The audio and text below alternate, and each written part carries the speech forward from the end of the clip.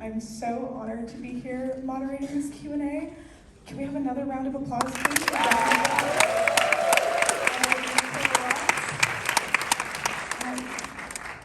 This is so special. I got to see the film in March at Tree Falls, and it was just such a beautiful experience. I want to ask, when this became an idea that was a film project in your mind, at what point did this research interest that you have materialize into something cinematic? I feel like as you kind of like think in movies, like I feel like you think in like moving visual. I think it's hard to, now I'm having an existential crisis, like how do I think? But for me, at the time that this project started, it was 6 years in the making.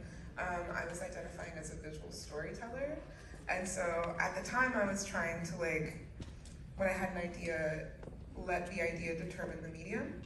And pretty instantaneously, in 2018, I was with my collective at this arts and technology residency, and we were in a cohort with artists like Stephanie Dinkins, an American artist, and some really talented Black creators who are thinking about technology, surrounded by 3D printers. And so I was just like, Mavis Beacon, why was she Black? And I instantly Googled it, and it took me down this rabbit hole of very weird and salacious Vice articles about the length of her fingernails.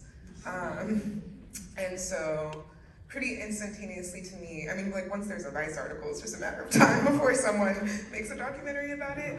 But also, I immediately compared it. I was like, oh my God, this reminds me so much of The Watermelon Woman, and this idea of looking for a missing historical figure. And so I was chewing on the idea for a few years, and at the time I think it was very much just a moody noir. And then I encountered Olivia and her research, and really the glossary that she was developing around poetic computation. And yeah, a DM was sent, and the rest is history. You kind of witness our friendship unfold in this film. Do you want to add something? No pressure at all. Well, so when I joined the project, it was it was 2020. We had a lot of time on our hands. I particularly had already dropped out of college because it was Zoom college, and I was not paying money for that. So there was this kind of space where I had met Jasmine and their collective Boohoo the summer prior, and I was fresh out of high school and really fed up with academia and all of that stuff, because I had gone through a pretty intense prep boarding school before that. And so the kind of decentralized experimentation with academia Boohoo was doing that particular summer, it was a program called Wi-Fi School, which is with you for you, and as a play on bias forcing.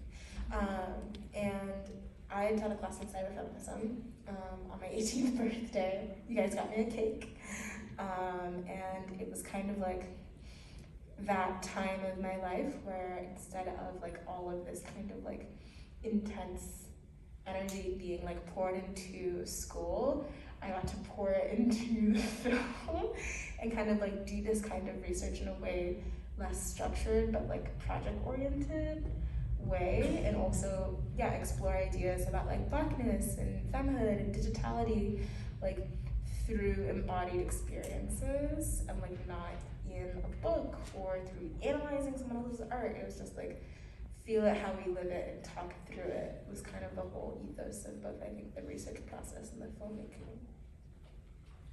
And it materializes so beautifully as a cinematic project. And I think what's so interesting is the ways in which you guys are kind of wearing some of the influences on your sleeve. You're very obvious with the F for fake open, but it's so knowing and it's so smartly done. And then the Watermelon Woman moment, but also just watching it again, like this is the second time I'm watching it this week, and it's such a pleasure. I'm thinking of like Shirkers and Dry Long So, but also like Nathan Fielder, and I'm just wondering to what extent those were influences or touchstones or things that you kind of were aware of when you were creating this style of documentary.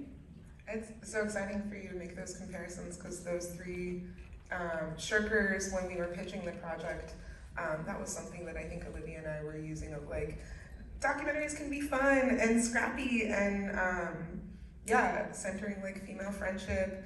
And then in post-production, I saw Dry Long So by Colleen Smith, which has recently been re-released and is phenomenal. And the whole time I thought I was referencing The Watermelon Woman. I feel like I was like referencing Dry Long So. It's a great film with two AFAB protagonists who are like driving a convertible in Oakland and pulling tarot cards and like looking and making art around the murdered Black men in the city. So yeah, that film did a lot for me. And then also, I also heavily engage. You see John Wilson is referenced in the film, but also Nathan Fielder. I was cultivated in the weird screen studies program that I studied to like make personal documentaries, which I think is a really good exercise for first-time filmmakers especially. And I would encourage everybody to try it out. There's a certain naivete that I think you see at the beginning of the film that is very much coming from a good place, where there's like this assumption of like, she's been silenced and we're gonna give her a platform, and we're gonna give her the opportunity to talk to the camera.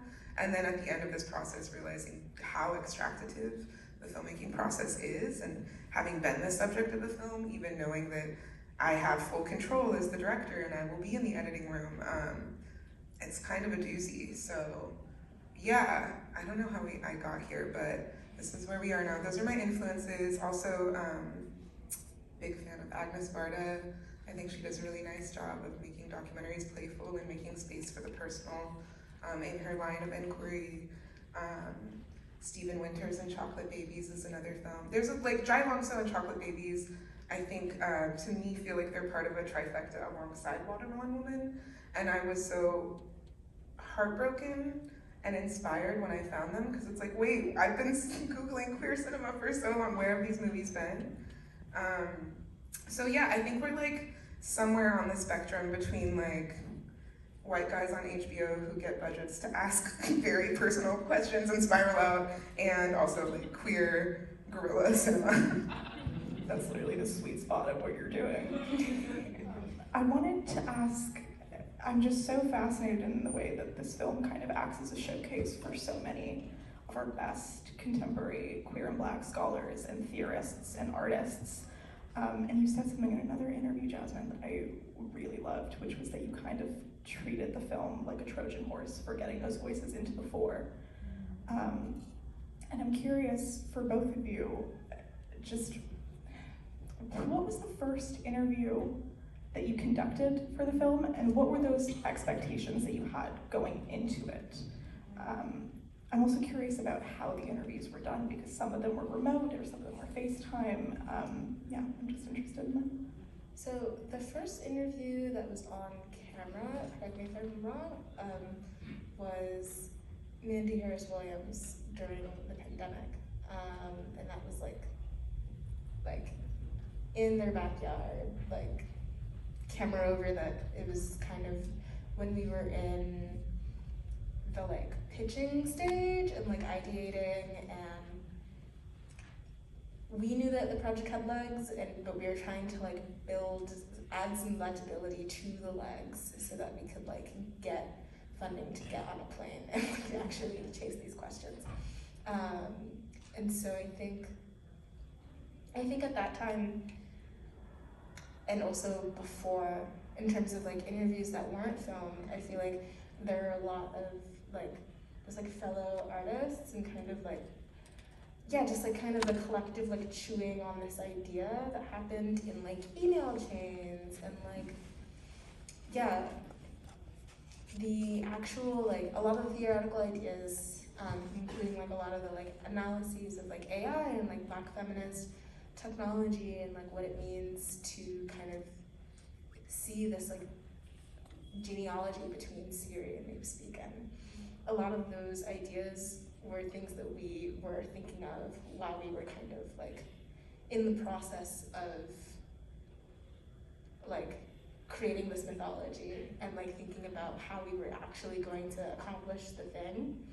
We kind of first had to do a seeking that was more, yeah, I guess conceptual, so that we would also be able to, if anyone asked, like, okay, like you're looking for this person, what's the historical significance? Then we could talk for hours on end.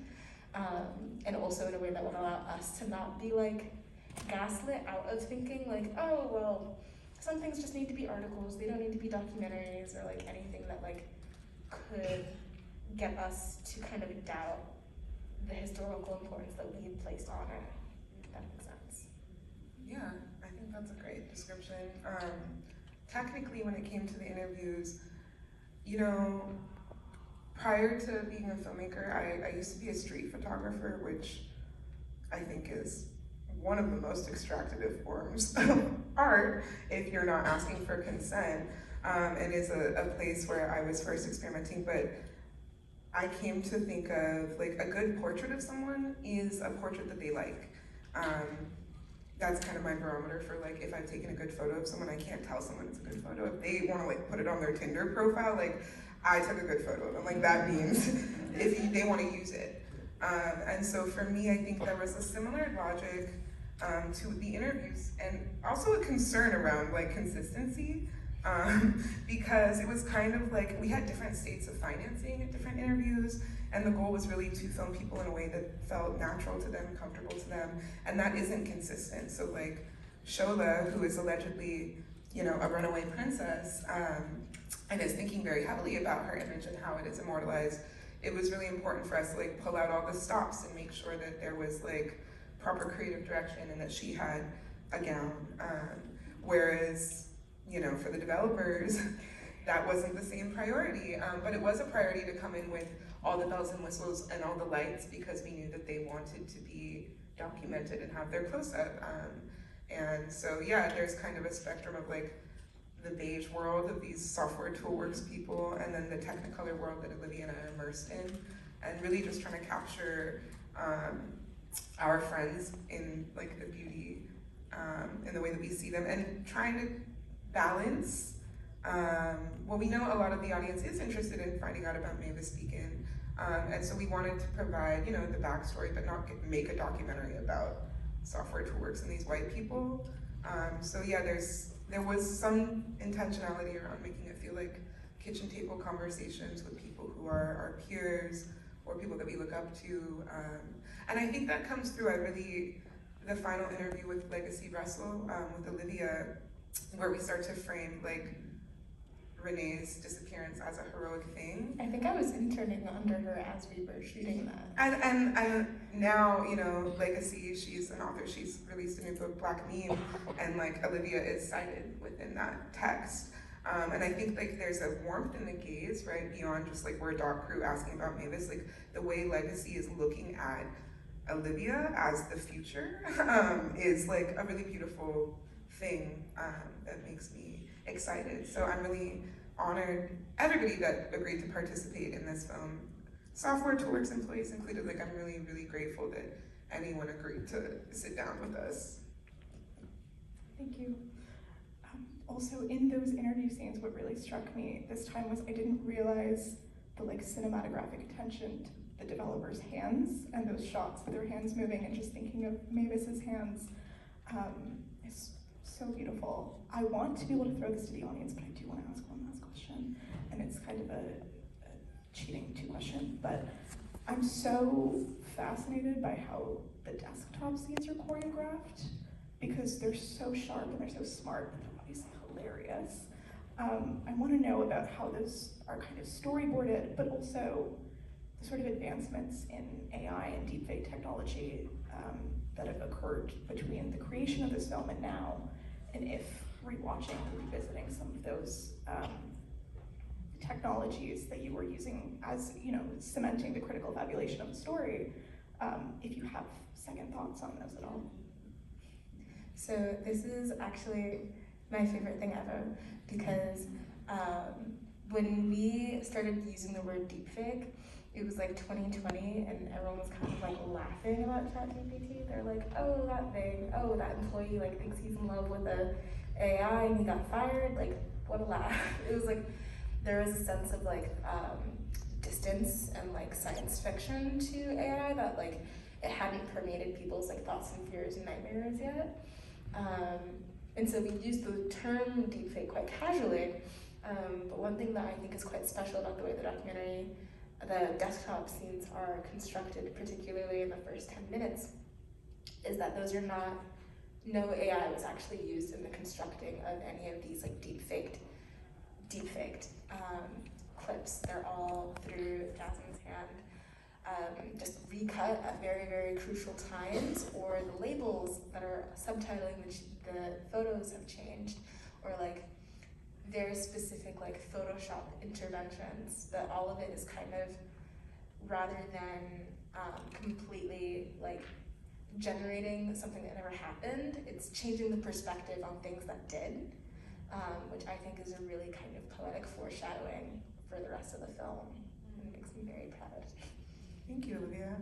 Yeah, so I don't like having regrets. If there's anything, I would swap out the use of the word deepfake, I think, because now there's a different understanding of what that is. And if anything, so with the desktops, those are the last part of the film that we edited, and I worked with 2 editors, John Fine and my partner Elan Cohen, who also did the cinematography, and I was very specific about like, the desktops are mine, no one can touch them. And so they were kind of collected from screen recordings we had done throughout the film, and also like Olivia and my meme folders, and We were just constantly downloading TikToks. downloading any The TikToks. group YouTube playlist that was like 200 videos. Yeah, so what was nice is that that was the last part of the documentary. Not for anybody else involved. People were really scared on the team because I was like, and then we're gonna talk about cyberfeminism and memes, and this is gonna happen. They're like, when is that happening? Like, girl, we already have like an hour and 20-minute film. Like, what are you talking about? And it was a year ago. I was probably like editing those deepfakes in preparation for Sundance. And I think actually this version we submitted to Sundance also didn't even include the full desktop, so people were stressed. And then I had a great time putting them together. Olivia and I did think about, like, the whole film is quite polemic, and we thought about that part as a bit of a glossary to help people understand of like, okay, if we're gonna do like cyberfeminism 101 and like really try to sell people on this idea of the right to disappear, there's a few steps to getting there. And yeah, I think circling back to like how I feel about AI or deepfakes, really, this film is such an interesting time capsule, and a year ago, as we were like wrapping up the edit, there was like a real conscious choice to make a film that like posed more questions than it answered. If you ask me personally how I feel about AI, I think it is end times, and we need to like regulate that shit. And I'm like, Olivia and I are anti-AI, like very much in our own lives, and we've realized that this film is now like a platform to, it's an advocacy film. And so it captures a very particular moment.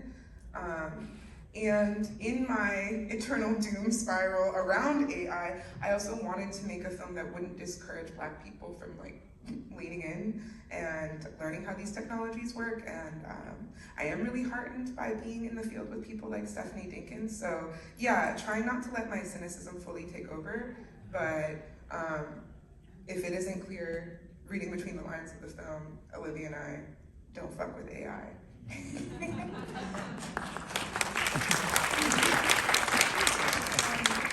I fear I've kind of indulged my own questions here. Do we have time for? Yeah, sure. Maybe a one question. This is a terrible position to put anyone in. Raise your hand real high if you have a question. You right there. Yeah. Picture, yes. All right. First off, beautiful film. I saw the flyer for this film in the snow, and forces combined that I could actually be here tonight because it wasn't looking in my schedule, and then a friend invited me. Somewhere I have a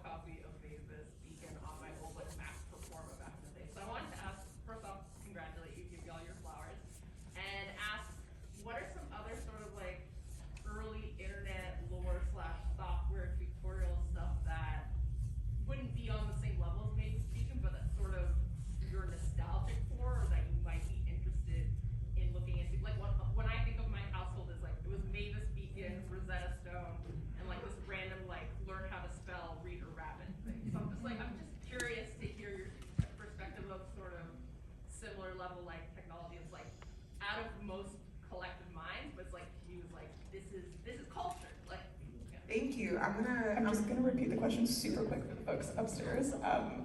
Just sites of nostalgia similar to Mavis Beacon with software and childhood that you might both have. Yeah, I spent some time with Rita Rabbit. To clarify, because people don't always know, we talk about Olivia's age in the film. We should have included mine. There's an age difference. I'm a millennial. I'm 34 years old. Proud millennial Gen Z relationship happening here. So yeah, I think it's also, Olivia and I talk about the different internet and computer that we were raised on, right? So like when they were selling computers to me and my family, they were selling us on computers. And so it was really expansive, and like I think a lot about like Storybook Weaver, which was a kid's game that encourages you to like write your own story with clip art.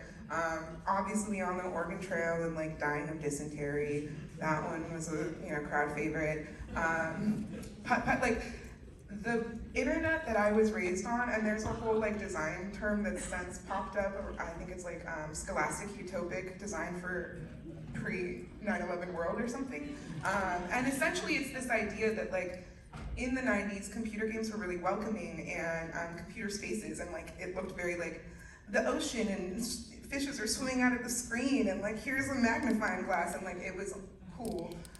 Whereas by the time Olivia was being raised on it, they had figured out how to like profit on that data and collect data, and it was weird, and pop-ups were scarier. So I don't know, Olivia, you want to shout out for the Gen Z? Yeah, I feel like if I were to like deep dive on like a software memory, like really deep dive enough for another one of these, it would probably be about The Sims. I was born in 2001.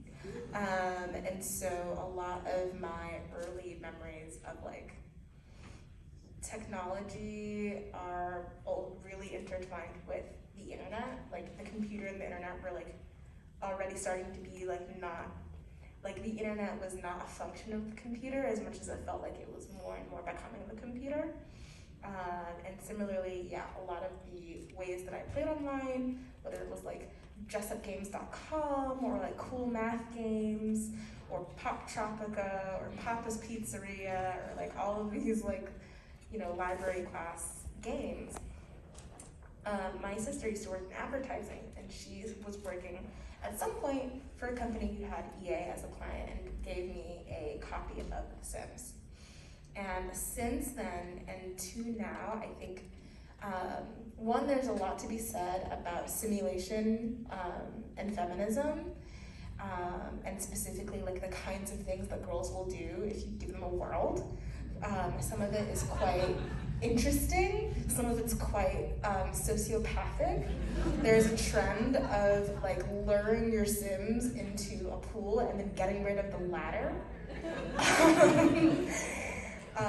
And similarly, there's an entire community of people who come up with mods to change the gameplay, and specifically who I used to follow this Tumblr of this girl who was like obsessed with archival fashion, and she was making like 1990 Prada for The Sims, and like Maison Margiela, but like for your Sim.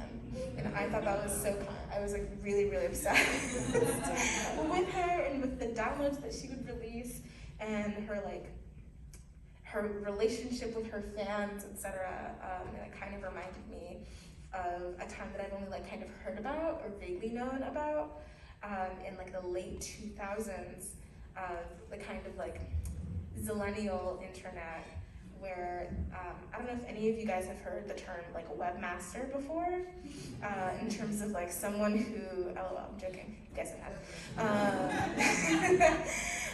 But yeah, someone who like kind of runs a site. There was this entire like web mistress culture of girls who were probably using their parents' credit cards and who were hosting a server, and would do these little web rings, and you could host your blog like on the like web mistress's server, and like it was, yeah, these little web rings where like everyone had their usernames and their zodiac signs and like little fun ASCII art, and we would trade ASCII art stamps and like little like pixelated dolls. It was really cute, but it kind of feels like the predecessor to the raucous Wild Wild West of Sims 2 mod creation and custom content creation. Riveting, thank you so much. That was- Please name that dog. That was a very fruitful question, thank you. I'm gonna wrap and say thank you both so much for your generosity and your time and your beautiful film. And also, thank you guys. Like we said, we don't know when we're going to be screening this for a public audience. This has been so fun. Our opinion of the film is entirely swayed by the energy of the room, so we can go to sleep and feel like we had a real nice time, and it's a decent little movie. And tell all your friends and tell Letterboxd, please.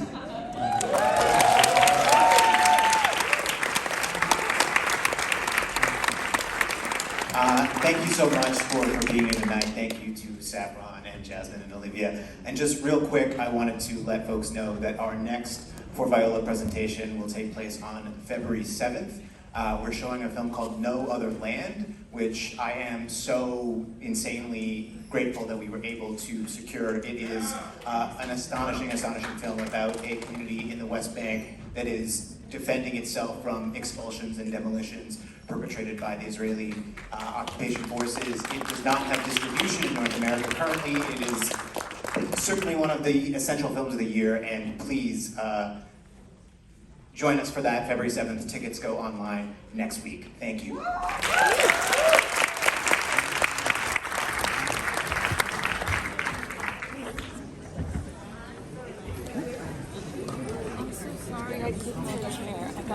Oh, no, I didn't feel anything. No, like it's okay. But I appreciate your.